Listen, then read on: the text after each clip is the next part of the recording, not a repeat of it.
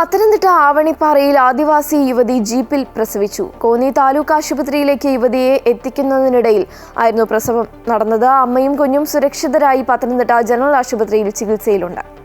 20 വയസ്സുള്ള യുവതിയെ നാളെ ആശുപത്രിയിൽ പ്രവേശിപ്പിക്കാനിരിക്കവെയായിരുന്നു ഇന്ന് പ്രസവം. യാത്ര ദുഷ്കരമായ അച്ചൻകോവിൽ കല്ലേലി റോഡിലൂടെ ജീപ്പിൽ മണ്ണാറപ്പാറ എത്തിയപ്പോഴായിരുന്നു സംഭവം. ഇതോടെ കോന്നി താലൂക്ക് ആശുപത്രിയിൽ നിന്നും 108 ആംബുലൻസിൽ കൊക്കാത്തോട് പ്രാഥമിക ആരോഗ്യ കേന്ദ്രത്തിലെ നഴ്സ് സജിത തന്റെ MBBS വിദ്യാർത്ഥിനിയായ മകളെയും കൂട്ടി സ്ഥലത്തെത്തി. ഇവർ ചേർന്ന് അത്യാവശ്യ പരിചരണങ്ങൾ നൽകി.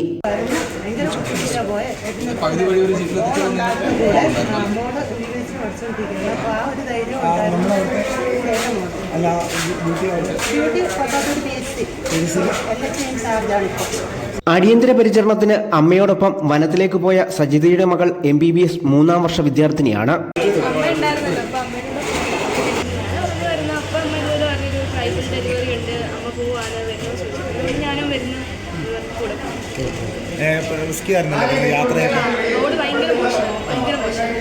കൂടുതൽ പരിചരണങ്ങൾക്കായി യുവതിയെയും കുഞ്ഞിനെയും പത്തനംതിട്ട ജനറൽ ആശുപത്രിയിൽ എത്തിച്ചു. നിലവിൽ അമ്മയും കുഞ്ഞും സുരക്ഷിതരാണ്.